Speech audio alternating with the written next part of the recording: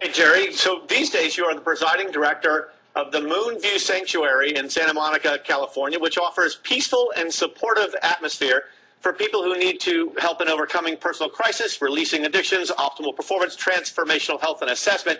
It sounds like an awful lot of CEOs under fire could use some peaceful and supportive atmosphere. You have been in that hot seat, sir. How hard is it as soon as you leave amidst all those headlines? I mean, were you devastated, or do you're an optimistic guy and it didn't really affect you much? Well, of course it affects you, but the lessons are really remarkable and important.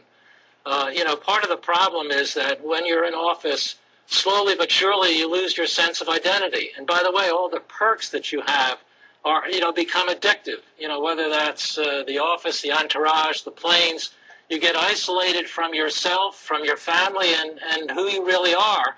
And you forget that it's transitory, that there is a next chapter. And you kind of put aside the important things like, why are you here and what about your family? So, yes, when all that is taken away, you finally realize that a lot of the coverage, and by the way, we've made celebrities out of CEOs. Yes, we take them up and we take them down. We vote on it once a week, actually. And that's fine, but it's important for us to understand that that's not the true identity of the person. To be a CEO is actually an important assignment, but it's only temporary. Yeah. And if you kind of separate yourself from what's really going on, I had an opportunity, obviously, to fly in corporate jets. I was very upset when I had to do that, frankly, because I used to take the subway every day. And I used to, shop in the supermarket, and, that's the way I kind of understood what was going on. Mm-hmm. Tell us what you think right now. How does Jimmy Kane feel right now? How does Dick Fold feel right now? How does Hank Paulson, who has gotten whipped around in the last few months, how do they feel right now? Well, Jimmy Kane and Dick Fold, Hank Paulson, John Thane, these are all good people, but they became, unfortunately, intoxicated with self-worth, with a kind of, it develops into a kind of power hubris. I mean, we're at the Power Lunch, and I'm not a power player, but you begin to think when things go well and the coverage of you is there's a lot of adulation, you begin to believe, and you stop relying on people around you. You begin to take risks, and your ability to assess risks becomes somewhat distorted. So now that they're, you can say have been taken down, there should be some understanding on their part that they were never as good as they were depicted to be, and they're not as bad as they are now being told. And what about the burden of responsibility? Take a Dick Fold, whether you think that he did right or wrong, that company is gone, and a lot of people lost their jobs and their entire life savings. What about the burden of responsibility on someone like Dick Fold? All right, absolutely. Part of this is we keep our CEOs sheltered.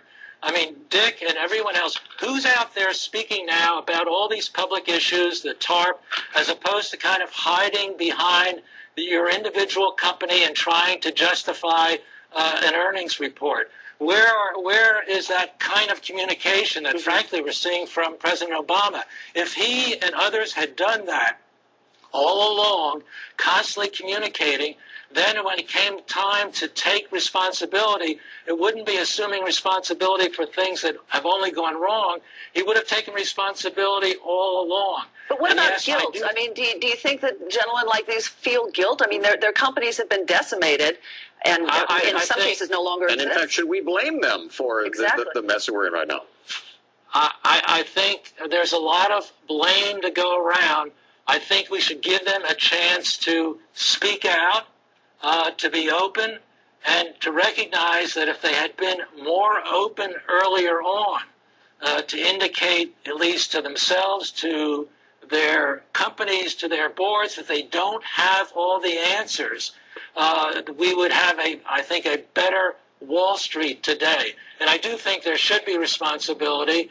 And, should they be pilloried? No, but they should get out in the public and talk about what happened. Jerry, How much are we at risk of thwarting the recovery effort because of this public lynching attitude and all of the anti-CEO and anti-fat cat executive stuff going on right now? I mean, obviously, it's going to a point, and this always happens, where, there has to be a devil to get us revived again.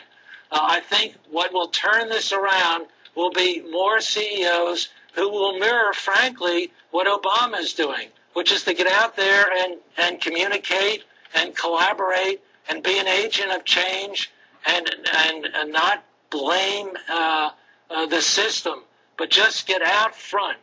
Let's get some leadership. Let's get some CEOs who want to stand up and not just be parochial about their companies, but talk about what's going on in society today. This division between Wall Street and Main Street, which I think is a kind of a handy phrase, and while there is obviously some fire in that smoke, it's an overstatement.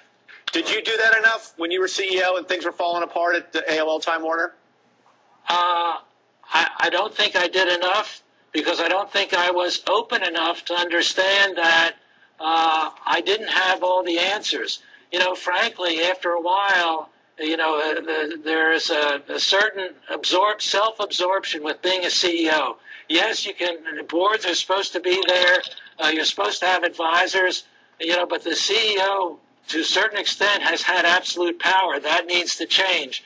And I don't think that when I was there, while I thought I was doing the best, and I can give you a justification for every strategic move, I don't think I collaborated enough. Very interesting insights there. That's why we brought you along, Jerry, today. Good stuff.